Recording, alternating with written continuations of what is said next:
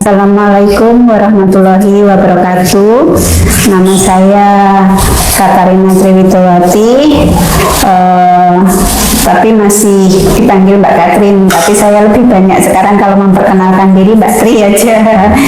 Saya tinggal untuk saat ini saya tinggal di Penggolayan Kamuntapan Bantul. Bisa diperkenalkan. Tur. Jadi masih apa ya?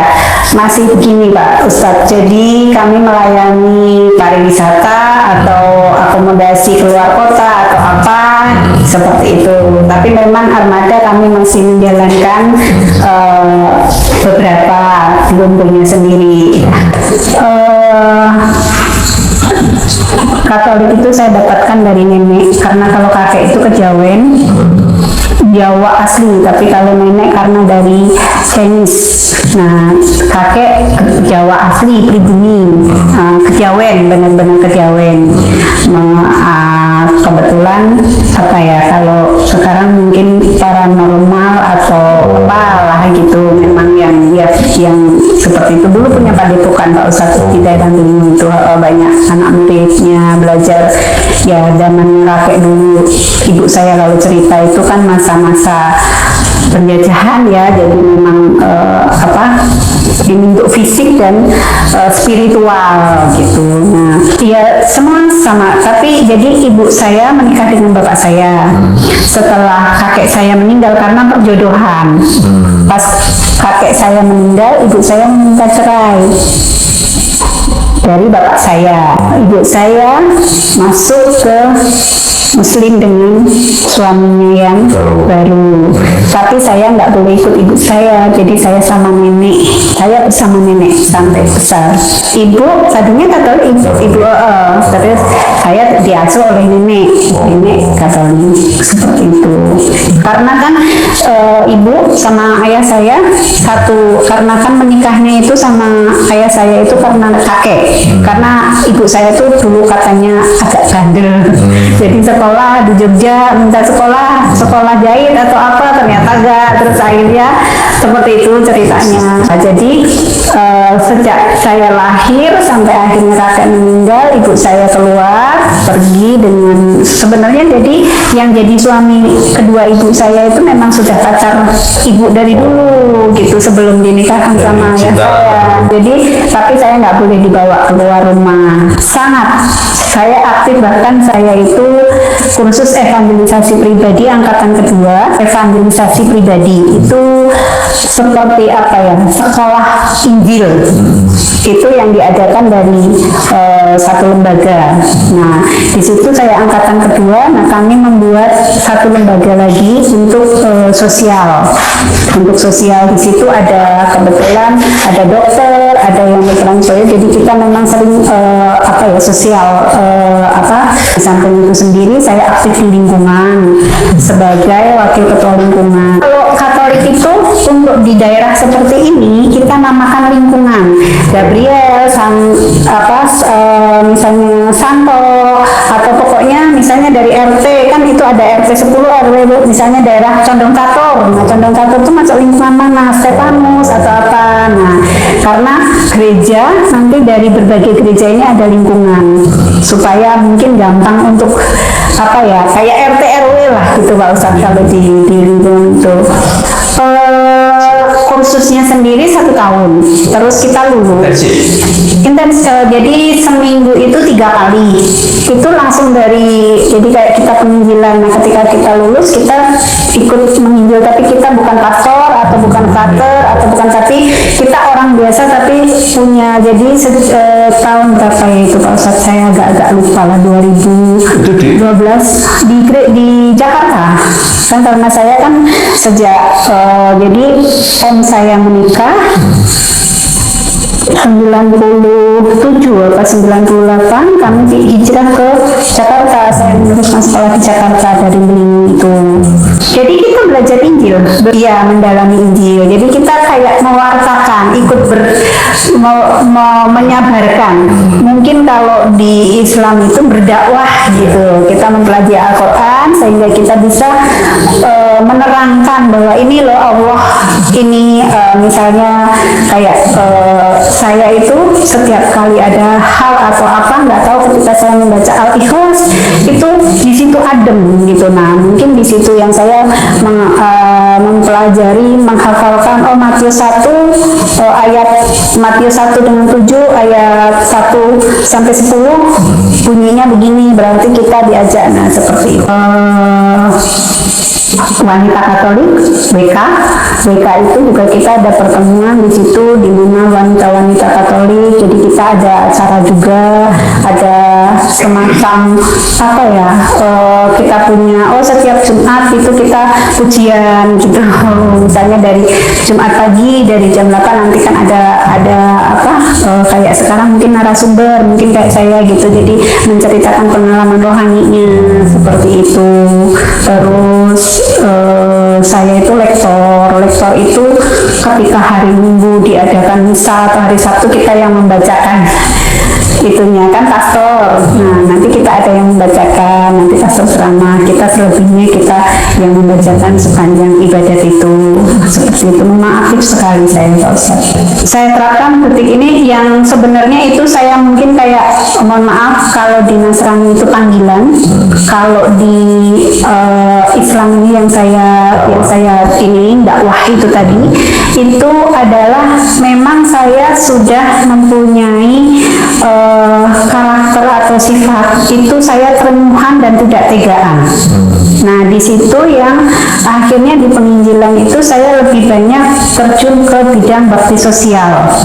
Ada kami membentuk satu komunitas di mana kami itu mengumpulkan dana atau kita terus nanti kita sudah kumpul kita ke daerah pelosok yang memang membutuhkan, dari makanan bayi terus mengajarkan mengasuh bayi, pembersihan, mandi atau segala macam. Kita bahkan pernah sampai di pedalaman Toraja misalnya di mana. Nah itu yang di sini yang sekarang saya terapkan adalah kalau yang sekarang nih ya Pak Ustadz, di rumah itu sampai ada beberapa anak yang sudah saya anggap anak, bahkan saya urusin gitu. Ada yang kuliah, ada yang masuk SMA, itu tetangga di sebelah saya, rumah dekat saya, dia pekerjaannya seperti itu. Terus ya senang aja membantu mereka gitu, dalam arti membantu itu memberi perlindungan, ya aktif tapi hanya sebatas di gereja aja, lingkungan gitu, nggak sosialnya enggak gitu. Yang luar biasa ya Pak Ustadz, dalam arti cinta tauhid ini membina kami itu tidak dalam arti membina tapi tidak mengikat, artinya kita tetap bisa berkembang.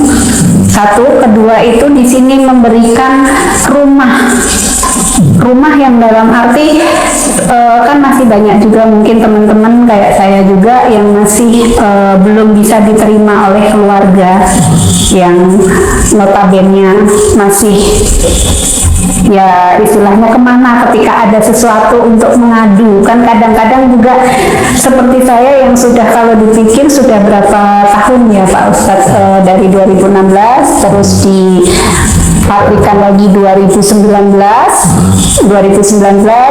berarti kan sudah hampir 5 tahun. Kalau yang sudah dipatrikan itu kadang iman masih naik turun Pak Ustadz. Jujur ada satu masalah Pak Ustadz, bukan cuma masalah kalau cuma masalah untuk makan kan enggak. Insya Allah di cinta tauhid ini sudah tidak pernah kekurangan. Alhamdulillah selalu ada rezeki yang kami terima, semua mualaf di sini, tidak cuma saya kami terima setiap kesulitan. Misalnya ada salah satu anak angkat saya misalnya tidak bayar SPP telat atau apa, alhamdulillah ada solusinya. Jadi awal saya itu 2 kali Pak Ustadz. Pertama itu masuk Islam, ya itu 2016 2016 di Gunung Kidul, karena waktu itu ceritanya jadi dalam pekerjaan, dalam lari dari rumah. Jadi waktu itu saya pergi dari rumah dengan anak saya, waktu itu usianya sekitar 5 tahun, masih TK, SD kelas 1, 5 tahun. Itu saya pergi begitu saja, bahkan sempat mau bunuh diri. Jadi waktu itu anak saya cuma bilang, jangan mah, nanti nggak diterima Tuhan Yesus, katanya, nanti kita jadi hantu. Terus saya peluk dia, terus anak saya bilang, nanti adek bisa kok ngamen, bisa cari uang, nanti kita bisa makan.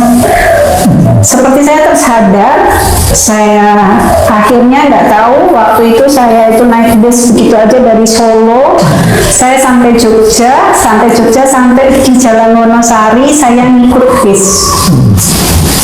Bis itu ternyata membawa saya ke Wonosari. Nah, saya ingat saya pernah diajak seseorang untuk ke petilasan Kiai Giring. Di situ tuh tempat untuk intinya kayak tempat untuk ziarah apa gimana lah. Waktu itu saya hanya berpikir di situ kita bisa tinggal di situ. Di situ saya 3 bulan sama anak saya di Kiai Giring di daerah Wonosari gitu. Jadi itu tuh makam kayak tempat banyak orang stres di situ. Misalnya yang nyalon DPR nggak diterima, jadi kita ketemu berbagai macam orang. Ada perempuan, tapi di situ positif ya Pak Ustadz, walaupun kita ini ada ruang tertentu yang kita untuk tempat istirahat seperti itu, ada mandi. Cuman memang dalam 3 bulan itu kita makan biasa ketemunya ketika ada orang misalnya sudah nazar mau apa, terus berhasil ke situ membawa dengan nasi, makanan, atau pokoknya seperti itu ya kita. Terus pernah sekali itu kunjungan dari Sri Sultan. Nah, saya dan anak saya ketemu, waktu itu dikasih uang 100.000 anak saya. Terus kan dekat sama Pak Kiai, kebetulan yang salah satu juru kuncinya itu Pak Kiai siapa namanya, karena beliau sudah tidak ada, saya agak lupa. Beliau yang mengajarkan saya, memberi banyak nasihat, dan sampai akhirnya saya mau bilang, Pak Kiai, saya mantap untuk dibelikan mukena, dan anak saya dibelikan peci sama baju koko. Waktu itu masih 5 tahun saya. 5 tahun lebih lah, kelas 1 SD Tarakanita. Tapi karena ada masalah tadi, saya bawa, kami pergi tadi. Jadi kami ikrar masa syahadat pertama itu di 2016 sekitar bulan Maret gitu. Terus saya baru mulai kembali di Islamkan, baca syahadat itu 2019. Jadi ketika sudah bersyahadat yang pertama, kami menemukan jalan dari Pak Kiai tadi. Saya diajarkan, terus saya membuka usaha di Wonosari. Saya udah mantep, saya ketemu dengan anak-anak, saya bilang saya di sini, mama di sini. Terus saya juga bilang sama orang tua saya. Terus saya juga mengatakan bahwa saya sekarang mau dalam arti saya keluar dari Jakarta, saya mau tinggal di sini, saya mau usaha ini. Terus saya sekarang juga sudah Muslim. Itu yang pertama berontak. Kalau anak-anak karena sudah sebelumnya, karena memang kami sudah banyak bicara dan anak-anak tidak menuntut banyak, dalam arti ya terserah mama berhak bahagia, mama berhak menentukan hidup mama sekarang. Kami sudah cukup dewasa, kami sudah bisa istilahnya mandiri atau berdiri di kaki sendiri. Mama silakan mama mencari ketenangan hidup mama, karena mohon maaf selama hampir 23 tahun tuh hidup dalam rumah tangga itu dengan kekerasan, nggak usah seperti itu gitu. Tapi saya selalu bertahan karena untuk anak-anak, dan ketika anak-anak sudah kuliah, sudah sampai selesai, dan ada satu kondisi atau kejadian yang memang saya sudah tidak bisa memaafkan lagi di situ. Mungkin sebagai manusia di agama apapun tidak boleh tidak memaafkan, tapi sulit untuk saya memaafkan seperti itu. Nah, membuat saya untuk angkat kaki dan berpikir bahwa hidup sendiri-sendiri seperti itu, Pak Ustaz. Jadi sejak saat itu saya cari kontrakan di Wonosari, terus saya membangun usaha catering. Alhamdulillah jalan pesat sampai saya tersandung masalah lagi, yang dimana ini mungkin teguran dalam arti teguran, atau kalau saya sih sekarang bilangnya bukan teguran, Pak Ustadz, tapi cara Allah untuk, karena saat saya diikrarkan tadi sampai saya menjadi itu, saya itu masih menjalaninya masih gini, masih bolong-bolong, masih ya santai, dan saya masih mengikuti dalam konteks itu Islam KTP. Kalau yang dari kecil kan ada bilang Islam KTP karena kadang puasa nggak puasa seperti itu, sholat nggak sholat gitu. Sampai akhirnya saya kesandung masalah dengan orang Wonosari, rentenir Wonosari, di mana akhirnya saya sampai masuk pas pandemi itu 2020 ya Pak Ustadz ya, 19 saya keluar itu April 2020 ya, April 2020. Saya masuk itu Oktober 2018. Saya vonis itu Maret, sampai lama Pak Ustadz, soalnya sebenarnya tidak ditemukan dalam arti itu sebenarnya dalam pokok, karena kalau dibilang saya pasalnya 378 penipuan, karena kan itu rentenir, saya membayar bunga, dan tidak ada terbukti bahwa saya menipu dengan menggadaikan atau melarikan mobil, karena mobil itu mobil saya. Terus tapi mungkin kehendak Allah, kehendak Allah, saya menyadari bahwa itu memang harus terjadi dalam hidup saya. Sekarang saya melihatnya bahwa ketika kita mau mengikuti yang baik, itu yang buruk kita tinggalkan. Jadi ketika saya dulu bekerja di bank, itu sebenarnya banyak sesuatu yang harusnya tidak saya lakukan. Contoh, saya kan marketing ya Pak ya, marketing kur dan yang lain. Jadi kadang-kadang sesuatu yang ya misalnya ada teman dekat, jadi saya bilang, kamu toko nanti siapa deh di foto di situ seakan-akan ke warung kamu, seperti ya pokoknya intinya memang Allah itu mengizinkan saya masuk dengan dibersihkan, karena ternyata di dalam itu saya belajar Pak Ustadz, belajar banyak hal.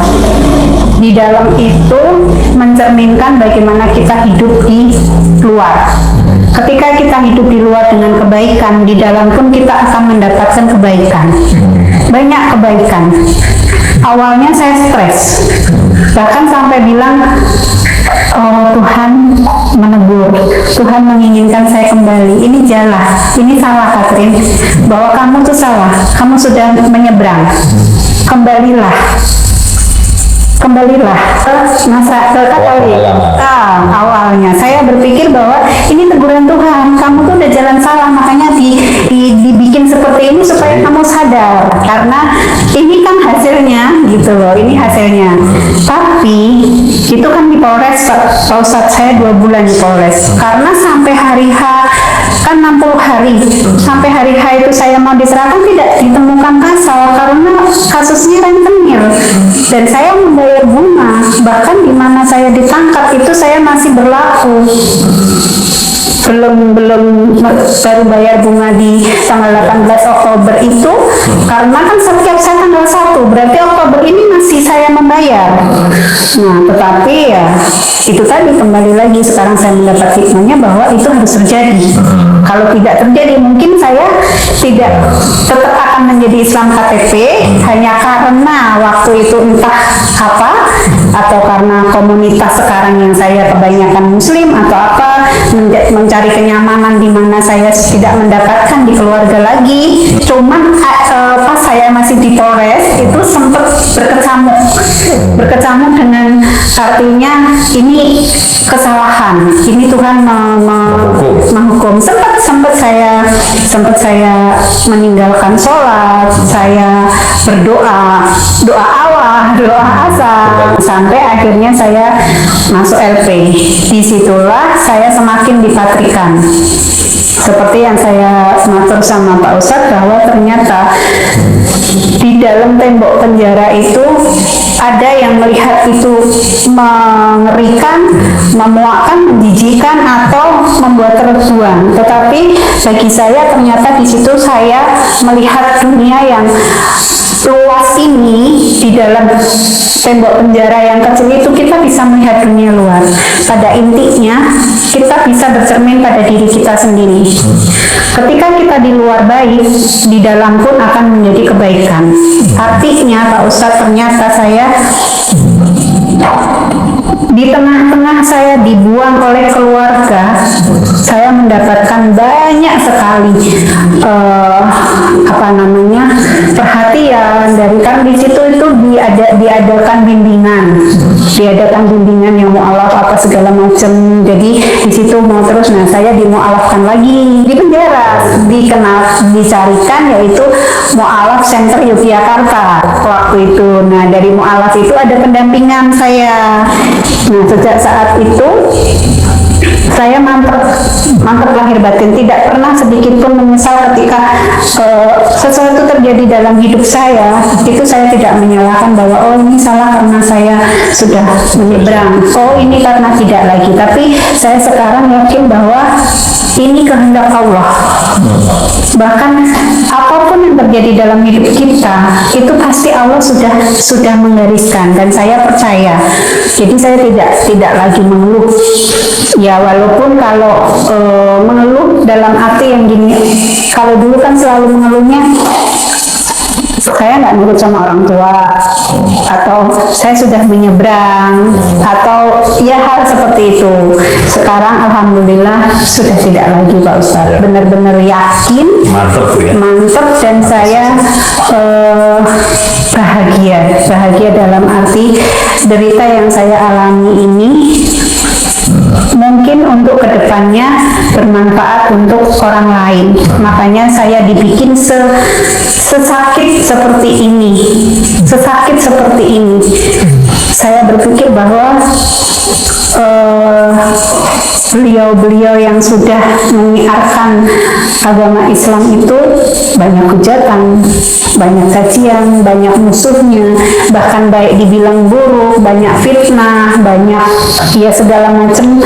Jadi saya berpikir bahwa itu sebenarnya hanya satu, untuk kita semakin baik dan semakin yakin akan tujuan kita. Sekarang tujuan saya cuma satu, adalah mencari amal untuk saya kembali kepada Allah. Ada yang reaksi keluarga sempat membuang, sempat berapa tambahkan, sampai ditambah lagi dengan saya masuk itu semakin menyerahkan dengan ini yang kamu, dan cuman anak-anak, support dari anak-anak aja. Kalau dari keluarga nggak ada support sama sekali.